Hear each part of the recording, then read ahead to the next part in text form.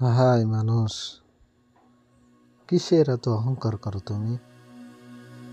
কিসের দাম্ভিকতা তুমি দেখাও? দেখো এই মানুষটাকে, যে ঠিক মতো কথা বলতে পারতেছে না। দুনিয়ার এই বাহাদুরি কতদিন তোমার? একদিন তুমি এরকম হয়ে যাবে, কথা বলতে পারবে না। আবার শেষ সময়ে তোমার কথা বের হবে না, তোমার শরীর কাজ করবে না, মুখ কাজ করবে না, হাত কাজ করবে না, সব অসাড় হয়ে যাবে। যে মানুষটা 2 থেকে 2.5 মণ ওজনের বোঝা অনায়াসে একাই উঠাইতে পারত, আজকে দেখো কি অবস্থা। তোমরা কিসের অহংকার করো মানুষ?